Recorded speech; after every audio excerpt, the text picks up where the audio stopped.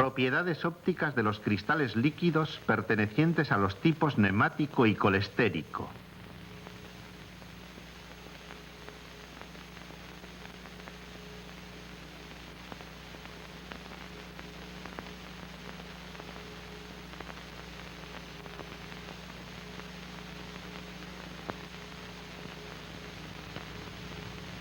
Servicio del Film de Investigación Científica.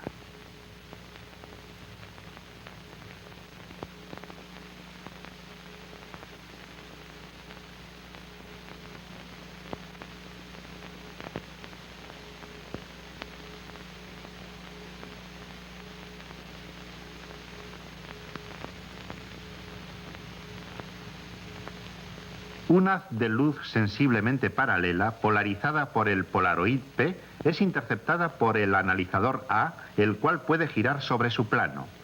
Mediante la rotación de A puede extinguirse la luz emergente.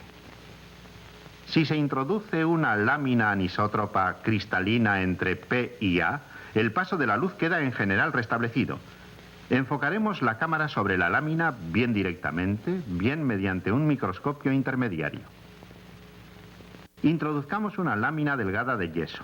En tal caso, la luz restablecida es coloreada. Los diversos colores que se observan son debidos a variaciones discontinuas del grosor de la preparación.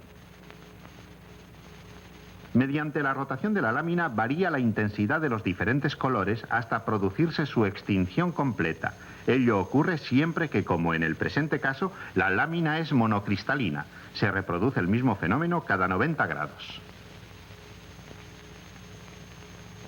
Si hacemos girar el analizador, los colores se vuelven progresivamente blancuzcos hasta desaparecer por completo. Luego aparecen los colores complementarios que alcanzan su máxima intensidad cuando los polaroids son paralelos. Reemplacemos ahora la lámina de yeso por una lámina de cuarzo de caras paralelas cortada perpendicularmente al eje óptico. El paso de la luz queda igualmente restablecido. La rotación de este cristal no tiene influencia alguna sobre la intensidad de la coloración. Tampoco se produce extinción.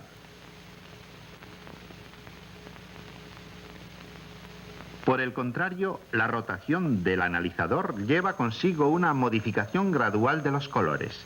Estos dos últimos fenómenos son característicos de una lámina dotada de poder rotatorio.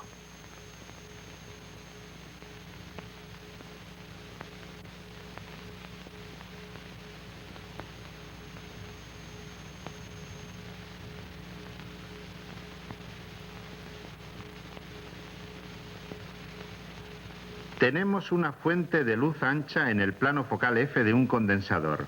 Los rayos luminosos que parten del punto A, después de haber atravesado el polarizador y el condensador, dan un haz de luz paralela que incide sobre la lámina L con un ángulo I. El colector hace converger este haz sobre el punto A' de su plano focal F'. La cámara va a enfocar a través del analizador el plano F'.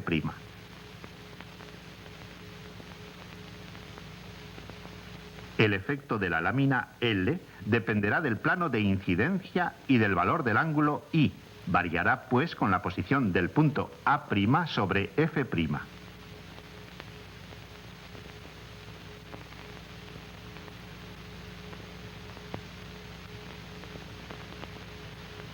Una lámina de calcita cortada perpendicularmente al eje óptico o eje de isotropía da, bajo tales condiciones, una cruz negra y una serie de anillos circulares coloreados. Puede observarse desde el centro hacia los bordes la sucesión de colores de la escala de Newton.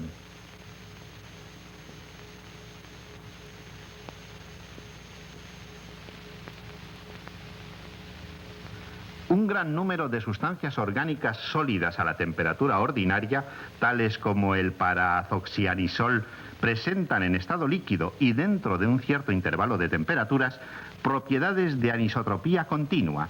Estas fases líquidas espontáneamente anisótropas se designan con el sugestivo nombre de cristales líquidos. Existen tres tipos de cristales líquidos: esmécticos, nemáticos y colestéricos.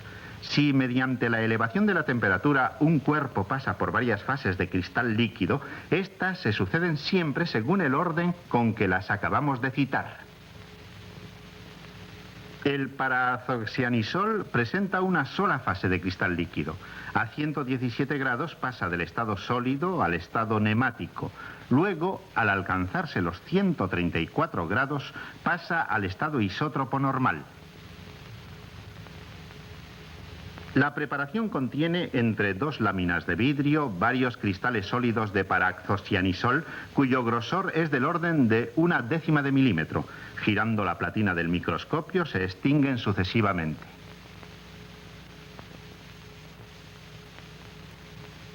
Si se calienta la preparación por encima de los 117 grados, los cristales funden, dando un líquido birrefringente que restablece el paso de la luz entre nícoles cruzados.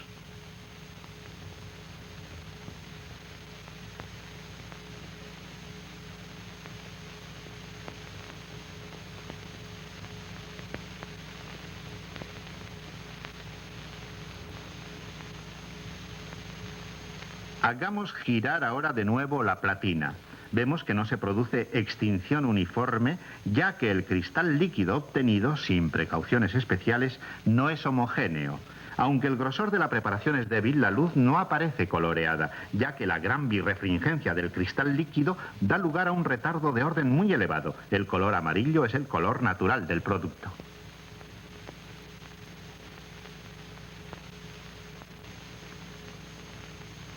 Algunas preparaciones presentan defectos de estructura filiformes que corrientemente ondulan en el seno de la masa.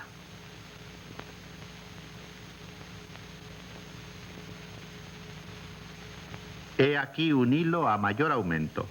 La denominación de fase nemática, dada por Friedel a este tipo de cristal líquido, proviene del vocablo griego nema, que significa hilo. La elevación de la temperatura da lugar a la fusión isótropa.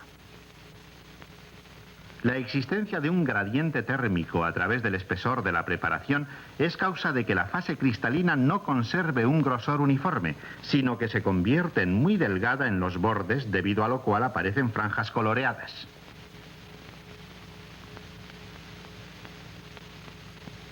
No obstante, el líquido no desaparece, sino que pasa al estado isótropo.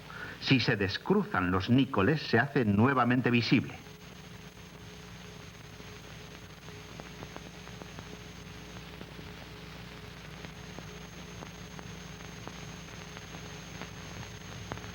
Las largas moléculas de parazoxianisol se disponen paralelamente las unas a las otras. De ahí su fuerte birrefringencia. Por el contrario, pueden desplazarse libremente conservando el citado paralelismo, de ahí su fluidez. En realidad, la agitación térmica aparta las moléculas de la indicada orientación media. Sin embargo, la orientación no es totalmente desordenada como en un líquido isótropo, ya que estadísticamente se conserva un eje de isotropía y solo uno.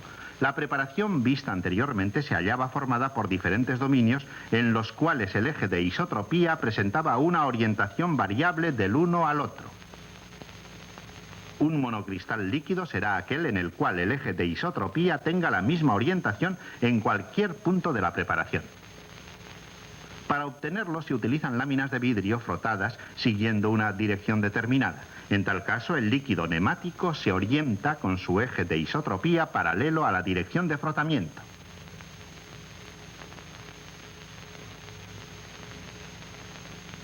En los experimentos que vamos a realizar a continuación, se utilizará una lámina plana y una lente cilíndrica apoyada sobre ella. La preparación tendrá pues un espesor variable, casi nulo en el centro y de algunas decenas de micras en los bordes.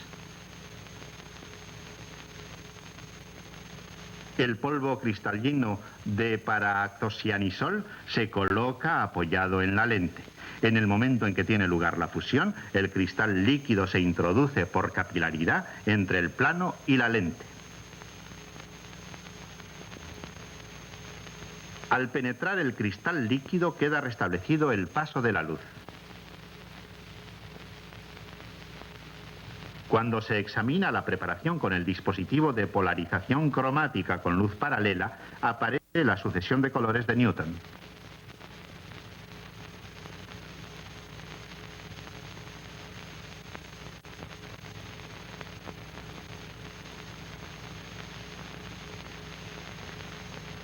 La lámina es un monocristal líquido. Si se hace girar la preparación, se extingue toda entera.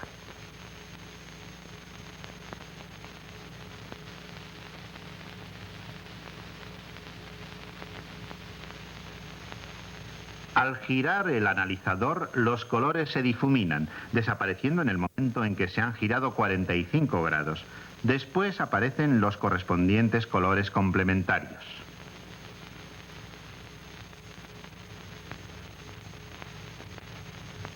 Tomemos como punto de referencia el defecto situado en la parte inferior izquierda de la pantalla.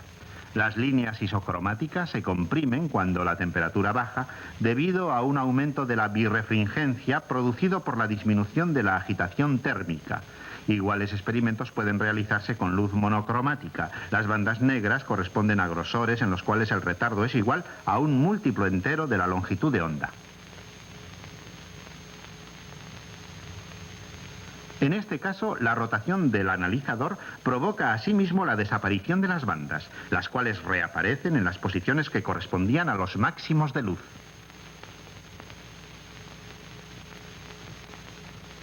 El número de bandas visibles en el campo varía mucho con la temperatura. Su número se duplica al bajarse 40 grados, es decir, al pasarse de una temperatura próxima a la fusión isótropa a una cercana a la sobrefusión. Ello indica que se ha duplicado asimismo la birrefringencia.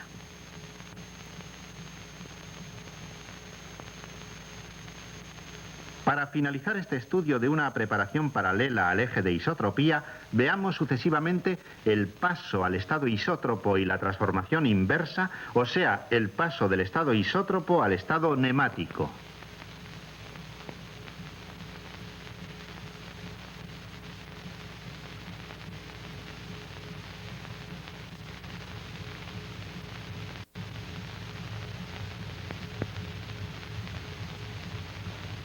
Al volver de nuevo al estado nemático, la preparación se reconstruye tal como era en un principio, lo que prueba la persistencia del efecto debido al frotamiento.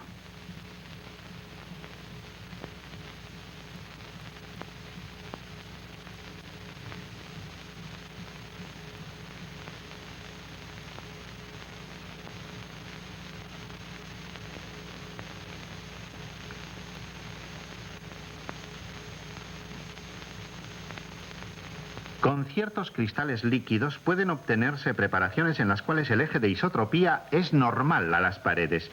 Para lograrlo es suficiente limpiar químicamente de manera muy enérgica las láminas de vidrio. La preparación utilizada en los experimentos que van a seguir se ha obtenido en las condiciones antes citadas con la sustancia cuya fórmula puede verse en la pantalla.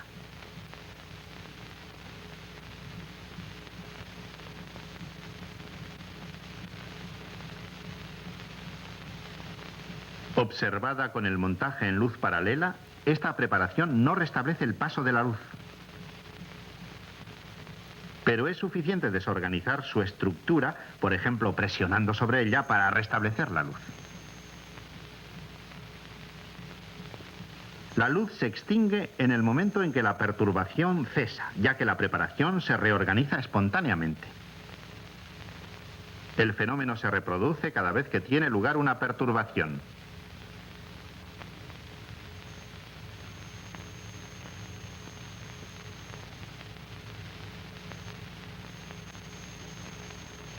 Si se examina la preparación a mayor aumento y en las cercanías de un defecto de organización, se observa un vivo hormigoneo de puntos negros. Es evidente que no se trata de moléculas aisladas sometidas a la agitación térmica, sino de paquetes de moléculas paralelas cuyas dimensiones son del orden de una décima de micra. Este fenómeno fue descubierto por Maugin, que lo denominó movimiento browniano en los líquidos nemáticos.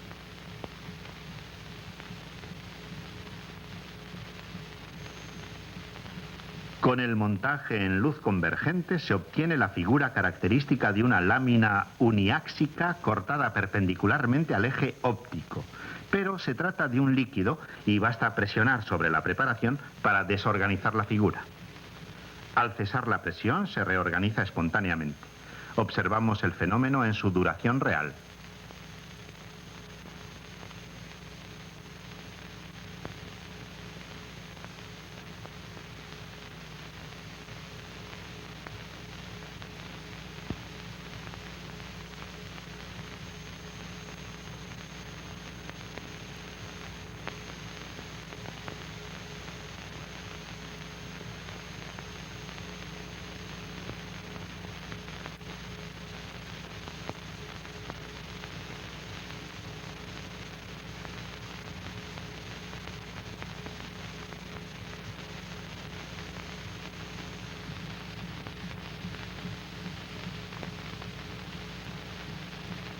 Ciertos cuerpos orgánicos dan por fusión una fase líquida denominada colestérica, ya que la mayor parte de ellos son derivados del colesterol, por ejemplo, el benzoato de colesterol. Si se funden entre dos láminas de vidrio limpiadas químicamente, permiten obtener un monocristal líquido siempre que su grosor no sobrepase 1/10 de milímetro.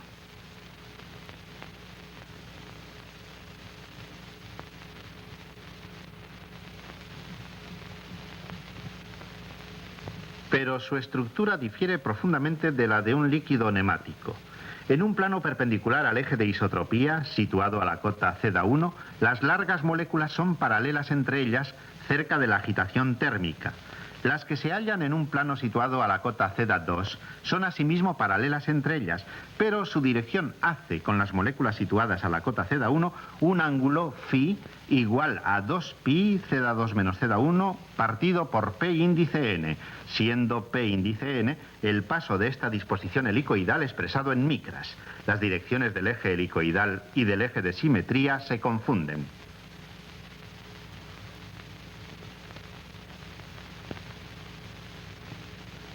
El cuerpo colestérico se ha introducido entre un plano y una lente cilíndrica. La preparación es observada con el montaje en luz paralela. Se producen colores variables con el grosor. La rotación de la preparación no da lugar a variación alguna en tales colores ni se produce extinción. La rotación del analizador da lugar, en un punto de grosor dado, a una variación continua de la coloración. Los dos fenómenos que hemos observado son característicos del poder rotatorio. Este es considerable y se expresa en miles de grados por milímetro. Con luz monocromática aparecen franjas de igual poder rotatorio, las cuales se desplazan de manera continua mediante la rotación del analizador.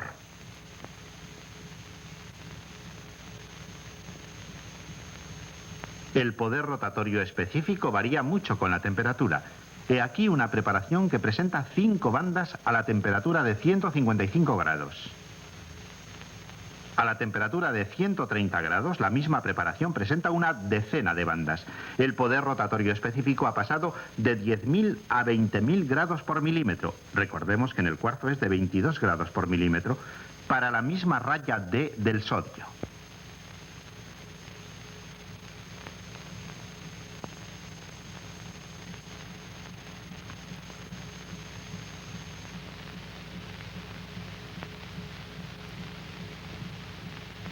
Si la lente y el plano de vidrio se frotan, el eje helicoidal continúa normal al plano, pero aparecen unas finas líneas paralelas a la generatriz de la lente cilíndrica denominadas discontinuidades de Grandjean.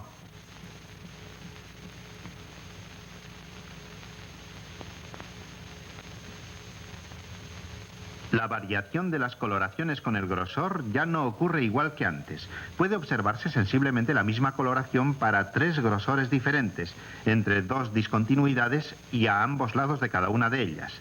Las discontinuidades de Grandjean pueden explicarse de la manera siguiente. El frotamiento provoca una orientación D de las moléculas que se hallan en contacto con el vidrio. La estructura helicoidal que enlaza a la pared inferior con la pared superior se ve obligada, bajo el efecto de esta tensión, a adoptar un paso de rosca P, en general diferente del paso normal P índice N. Por ejemplo, si las direcciones de frotamiento se superponen, la estructura no podrá arrollarse con un paso normal más que en aquellos grosores múltiplos del semipaso normal. Es precisamente en tales grosores donde aparecerán las discontinuidades de Grandjean.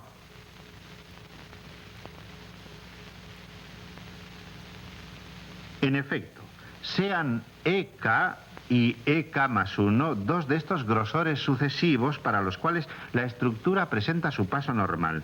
Entre estos dos grosores la estructura se deforma para adaptarse a las condiciones, a los límites, y siendo la torsión constante, el paso varía con el grosor. Para grosores tales como EK, dos estructuras de paso muy diferente pueden yuxtaponerse correspondiendo a una variación de torsión pi. Las discontinuidades de Grandjean son paralelas al eje helicoidal.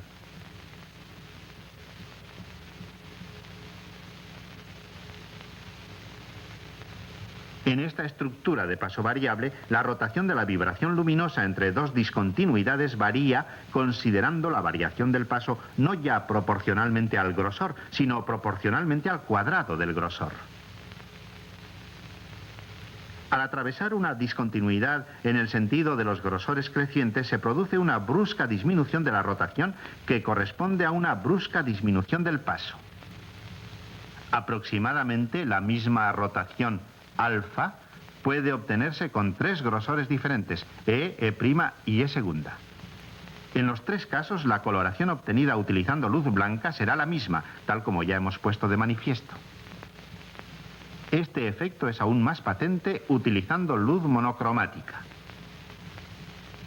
Como consecuencia de este fenómeno, las franjas de igual rotación aparecen escindidas en tres, y si se hace girar el analizador, la franja se desplaza sin que ninguna de las tres partes atraviese las discontinuidades que encuentra. Ello puede verse en la parte marginal superior, después en la parte central, que ahora se convierte en marginal, y el movimiento puede empezar de nuevo.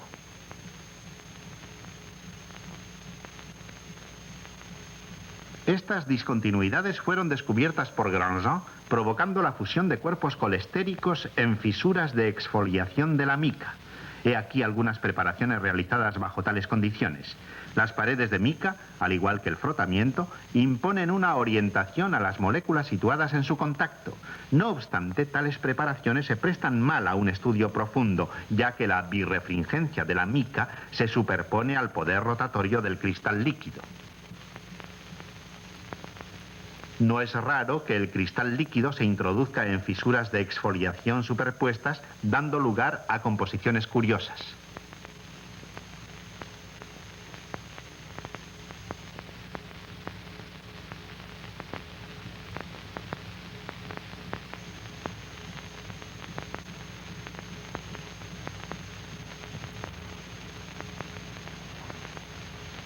Los fenómenos que acabamos de ver son comunes a varios millares de cuerpos orgánicos.